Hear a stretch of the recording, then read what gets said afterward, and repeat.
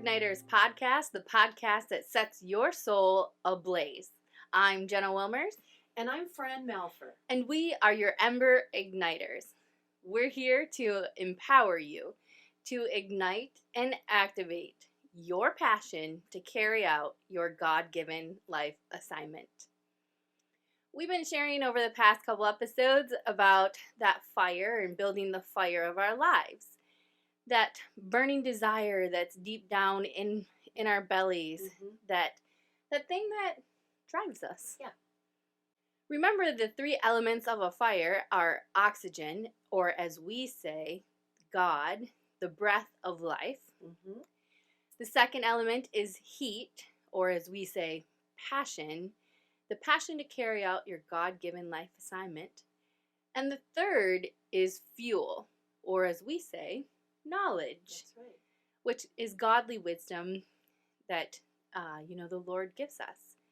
Today, we want to focus on the heat element, which is the passion to carry out our God-given life assignment.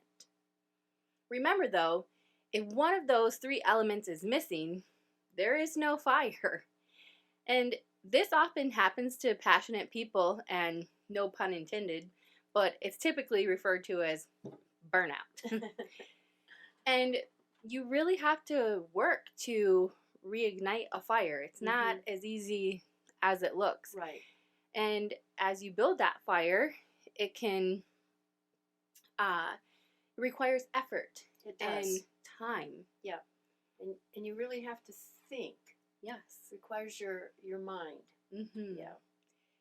To reignite your fire of your life, though, it requires a shift of sorts.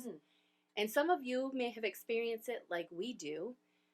We both came to a place in our life where we were reflecting of our lives, and we both wanted something more. Yeah. We knew we were made for more. That's right. And so are you. Yes, absolutely. Right. And we all are given a God-given life assignment, and it's based on our passions and talents. Yeah. One of the greatest examples of this is Noah in the Bible. He was given an assignment by God to build the ark. Now, I don't know if it was his passion, because that was a pretty hefty project. Yeah. But he did it. And it's our job to find, follow, and seek to finish our assignment before we die. I mean, in Ephesians 2:10, it tells us, "For we are God's handiwork, created in Christ, born anew, that we may do the good works which God has predestined." So he pre-planned for us, just as we've been telling you, that we should walk in them, and that he has prearranged and made ready for us to live. Isn't that amazing? I mean, I hope that you take the time to really ponder what that verse says.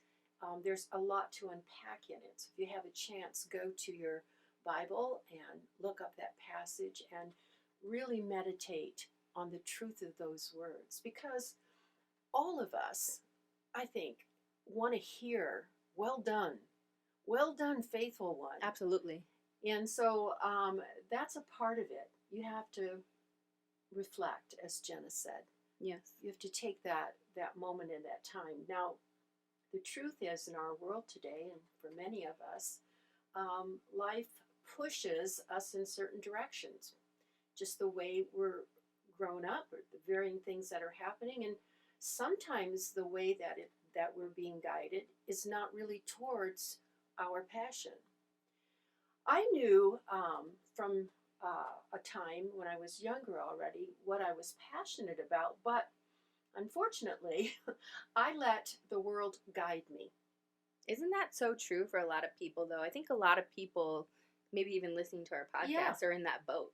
Yeah, I think so. You don't even know you don't even know it's happening, but you're sort of riding the wave of culture or whatever else. And so I had a dream of being a teacher, specifically American history. But education, going to college, just wasn't the direction I took. And later I learned, well, that was really sort of my choice. But everything that has happened in my life, and this is really what I want you to hear is, um, if you have a dream or a passion and it seems lost to you, it's not gone forever. Because everything that is happening to you or that you have been able to accomplish prepares you for where you are today. Mm-hmm. And even listening to this podcast is a way for you to prepare for what God has for you. So I love this particular quote. It comes from Richard Chang, and he talks about how passion, passion comes from our heart. So his quote is this. He says, "Your life might be reflective of the desires of your heart. You are to live with exhilaration and without regret." Wow. Mm. Can I say that my whole life has not been about exhilaration? But there have been regrets. But let me say that again. Your life must be a reflection of your desires and of your heart. And he goes on to say, if you are to live with exhilaration and without regret, you have to start with the heart. That's where it begins. We must overcome the prejudices against our emotions and desires and recognize the power of those that they provide to us. Now, Wow. That's deep. That's good. It's a lot to take in, Mm-hmm. but I so resonated with this because I spent the majority of my life living from my emotions, thinking they were my truth. Mm. That's what I believed, that what I felt was true. So I learned that emotions can lie. That was shocking to me because everything that could be truth was what I had felt. Like, this is the truth. Now I know that they lied to me.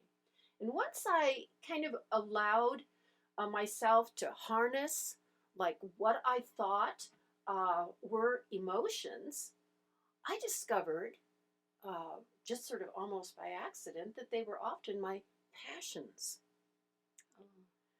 And which, in a sense, I had not identified or communicated. So they were sort of inside of me, but hadn't really come out. And my heart had been trying to show me how to use the passions that actually were my emotions to develop my life, my God-given life assignment. But I had denied them. Oof. Yeah. Wow. That's amazing. It's a wonderful experience, though, to come to be grips. free from that. Yes. Yeah. Because I think a lot of people get trapped in that, where they're just like, I'm going this way, and I'm just going to stick to this path because it's all I know. Exactly. Because it's that comfortable. Familiar in the comfort zone. We're exactly. back to the comfort zone. Yeah. And if you're anything like us, I, in learning how to find my passion, experienced it as a mind shift, while Fran actually had to come to an understanding of, as she said, of recognizing all of the decisions and the choices that she made in life. She had to take responsibility for that and not blame others. Nope. And I just want to kind of make that point right there too, and pick up on that, is not blaming others, because I think all too often that's our scapegoat, where, if it doesn't go our way, that's the first thing we do. Well, it's almost natural. You hear it, in people like, we've said this before. Sometimes you might be thinking, well, I didn't get ahead because all I ever heard in my life was you will amount to nothing. I know. Yes. So, those kinds of things, they play in our psyche. They are lies from the enemy, but we don't always recognize it. We don't. It requires us being reflective. Sure. And also in finding your passion as well, we want you to understand too, it's not a destination. Like our friend Liz Forkin Bohannon says, passion is not a destination. It's not like you're going to go out and survey the land and, Exactly. climb a mountain. And then you've reached it. And yes, right. And you reach the top and it's like, oh, it's not like that. It's a trial and error, dig down deep and lots of self-reflecting. And this kind of reminds me of a quote that Henry David Thoreau Walden said. If one advances confidently in the direction of their dreams and endeavors to live the life which he has imagined, there you go, he will be met with success unexpected in common hours. Wow. Isn't that just something that you want to latch onto and go, that's what I have to do? I just want to say, please, yes, bring it on. Yeah. Yeah. I mean, we talked about how imagining or envisioning, one of our R's that we've talked about, your future. So let's just stop for a second. We've been talking about oxygen, and now we're talking about passion. You have to create things sometimes. It's the active participation that we have with God. So ask yourself some questions, like maybe you need to ask, what do I want to accomplish? Not by someone else's standard. I mean, there's really nothing, honestly, stopping us from doing what we want to do. It's very true. But we just make choices either by peer pressure or whatever. So I want you to kind of, think back when you were young, where you would dream. I love children. All you have to do is look at them. And we were playing this game, which I used to do too as a child. It's so beautiful when the sky is blue and there's these big white, billowy type of clouds. And you'd lay on the grass and you'd look up and you'd say, I see a lion, by looking at the clouds and envisioning varying things. I love it. It was very, very fun. So you need to go back there and say, what were the things of my youth that excited me? What still excites me? Because when we're young, we're still learning. We're growing into who we're becoming. So here's the thing. So Jenna, if I were to say to you, if everything was possible for you, there were no obstacles whatsoever in your way, where would you see yourself? These are the questions. I want you to think about that. So then when a thought comes to your mind, write it down, because we forget so easily. So just say, I thought I might want to be a nurse. Well, then ask why. Well, what motivated that? Start to listen to your heart. And I want to expand upon that too before we move on. Make sure you're listening to yourself, not others around you. That's a good point. Absolutely. They can help inform sometimes, but it has to be you. Yes, it has to be what you want, because again, as I said, you don't want to reach the burnout point. And if it's other people that are influencing you and you're allowing to influence you, you will get burnt out, unfortunately. That's right. So you might be wondering why we're asking you to think about your passion and, all of this. But really, passion fuels your talent. Ooh, say that again, Jenna. Passion fuels your talent. That is so good. And I want to read an excerpt from the John Maxwell Leadership Bible that talks about this in a section that talks about talent is never enough, which we'll hope to have more on that later. But it says, consider Elijah in 1 Kings 18. This prophet confronted 850 false prophets on top of Mount Carmel by himself. He was outnumbered greatly, but he was the one man with passion, and one man with passion can defeat an army. Amen to that. Thank God, right? Yeah. He was fed up with the apathy of his own people and wanted to prove to them that the Lord was true and deserved their commitment. Elijah's passion enabled him to confront the false prophets and call down fire from heaven. Could you imagine that? Wow. I mean, just one person and just one person's passion. You never know the impact that you're going to have. That's right. So after he called down fire from heaven and he directed the people back to God, the fire from heaven was a picture of the fire already burning inside of Elijah. Just like Fran and I tell you, that burning desire inside of you is the passion that fuels the fire of your life. Yeah, and I love that earlier you said of your talents, even. So, every one of us possesses gifts. Mm-hmm. Some people are like really good at one thing, others aren't. Like, I can talk a mile a minute. You may have noticed. I'm not good at self-editing. I can write, but I'm not a good editor.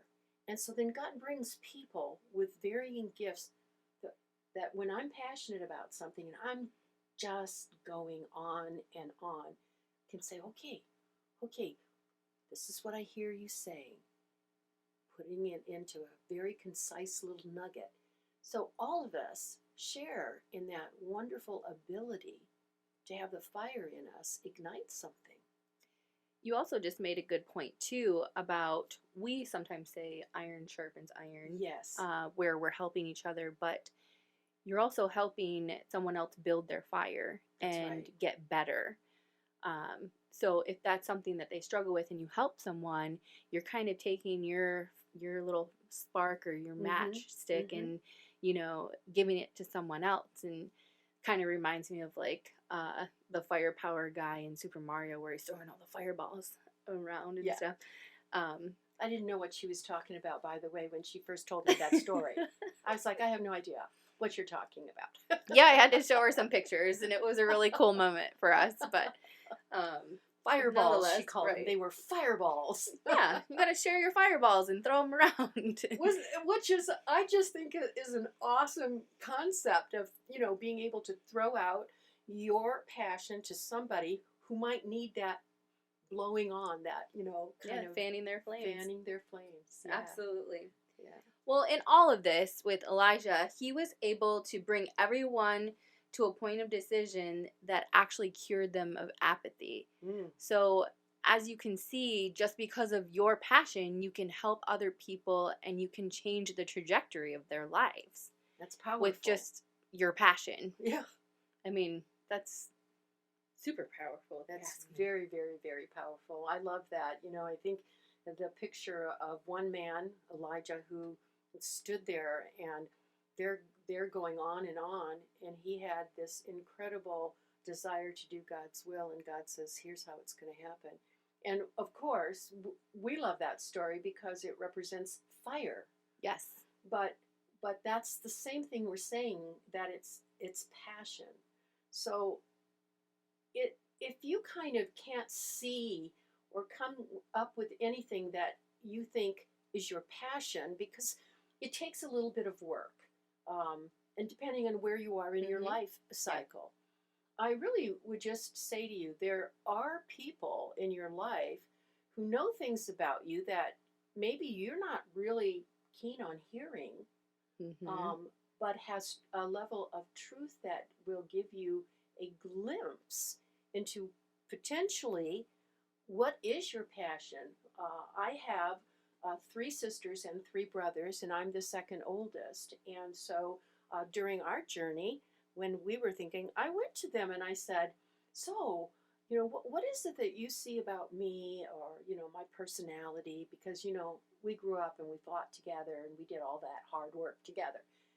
It was amazing to me that they pinpointed certain things that I knew, but then they also pinpointed some things that I thought, oh, wow, I never gave that a thought.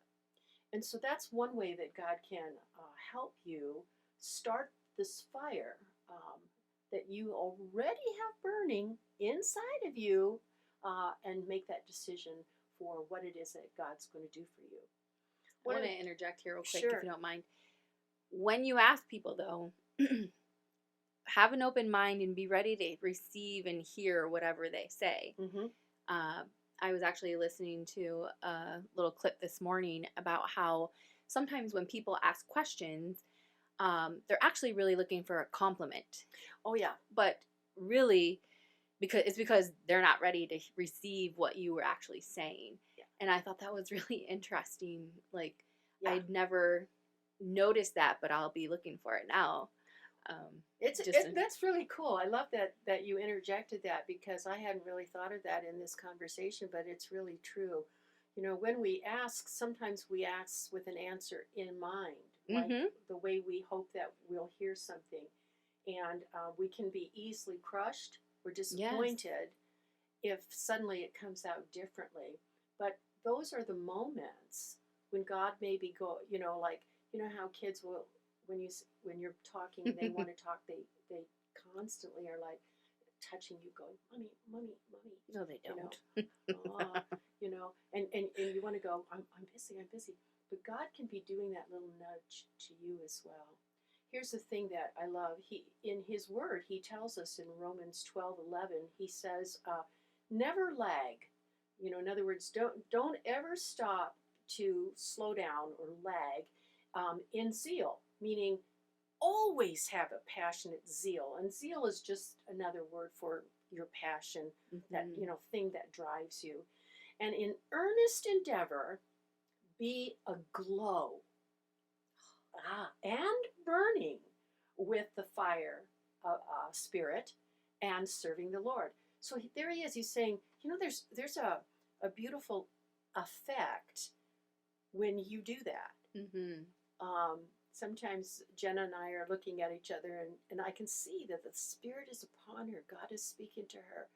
Her facial expressions change. She gets a glow about her. But you notice what it said. It said that you just have to continually endeavor, work at, making sure that your fire doesn't go out and that you're serving the Lord. Absolutely. And then I also, Jenna and I, when we first started this, it's so hard for me to even begin to explain to you some of that, but we really use this verse. It's why we're called Sparklight Ministry. We want to be your ember igniter. We want to be able to say we understand that there could be a latent fire in you that no one has ever encouraged you. And so we go to God's Word, and this is what He told us. In 2 Timothy 1, verse 6, He said, this is why I remind you to fan into flames. In other words, not the little fire, but the bonfire of your life, into big flames, the gracious gifts of God. Isn't that amazing? He gives you these gifts. And I think then that what we do is we agree with Him, is what we're doing. Yes. We finally say, I'm ready. We do. And it reminds me of a passage in Matthew 6:21. It says, for where your treasure is, there your heart, your wishes, your desires, the one in which your life centers, will be also. Which, as Fran mentioned earlier, passion has to start with your heart. And so right there, that whole verse is in capturing that as well about your passion. That's an amazing thing, I think, that we can find answers to any of our problems and questions in the Word of God. We really can.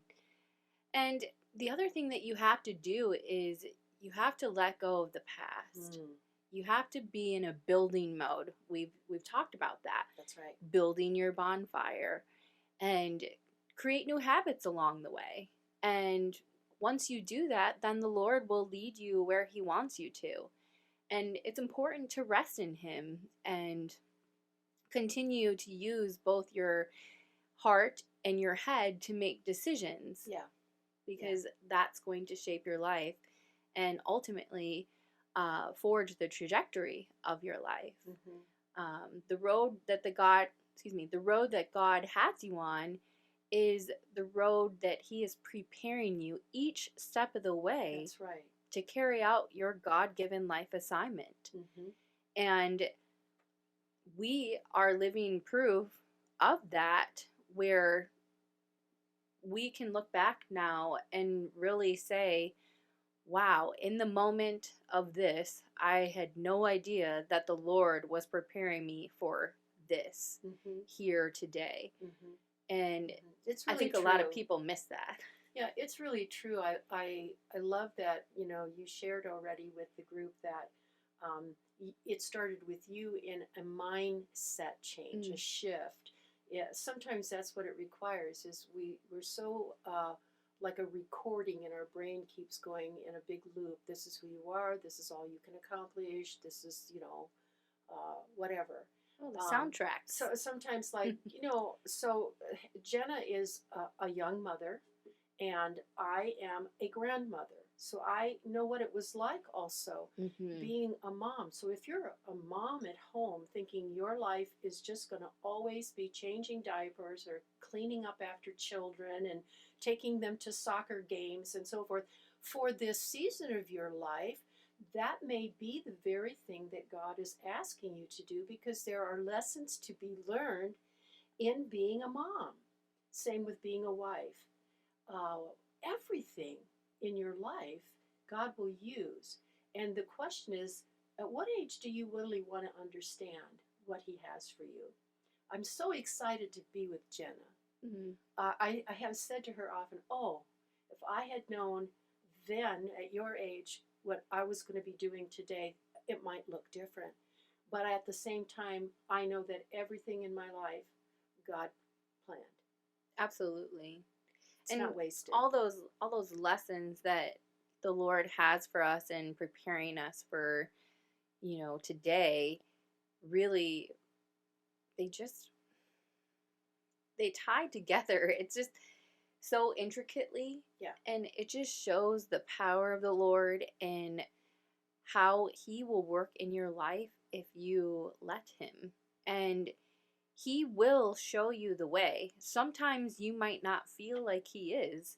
I mean, there were many times where when we were getting ready to do our podcast or even start, we were just kind of like, well, are we ready? Yeah. Do we know what we're talking about? Right. Do we make sure that this happens or that happens? And finally, we just said, you know what, we're going to try it. And we tried it, and we were met with things that we didn't expect. And it was amazing. And we are just so thankful that the Lord is so faithful to us and such a loving and caring Father. So we really began to see that what God had sort of dropped into our thinking was these aspects of what does it mean to fan a flame, right? Yes. So you will hear us talk a great deal about a God-given life assignment, and that's very purposeful for us. You'll hear it often because we do believe that it is a God-given life assignment. We could be born and say, this is it, and just go through life. And many people today walk like that, and they have no purpose in their life. And they're not necessarily unhappy, but they're not happy either. Well, that was us before we started, right? That's exactly right. Really, truth be told. And so basically, I love the Nike theme, just do it. That's kind of what the Lord had to prompt us. Just start somewhere. And finally, we're still learning. Absolutely. We're still listening to what it is that God would have us share with you. We hope it's encouraging to you. And we're going to continue on our next episode with the third section, or the third element of what's required, and that's the fuel. And believe it or not, like we said in the beginning, if any one of these things, oxygen, or even what we're talking about today, passion, and what we're going to be talking about in the future, if they're missing, your fire begins to, it may be there, but it begins to become more like embers that are sort of glowing but not fully engaging into the fire. And that's why we love to say we want to be your ember igniters. Absolutely. We want to flame that. So that's it for today, but I really want to ask you to please, if you're enjoying what we're sharing with you, to subscribe. Then you'll get notifications. You can also do this by going to our channels on YouTube, Facebook, and of course our website. It's www.sparklightministry.com. So the last thing we want to leave you with, and this is what we say every time, and we believe it with all our heart. Yes. Now all you have to do is go out and set the world on fire.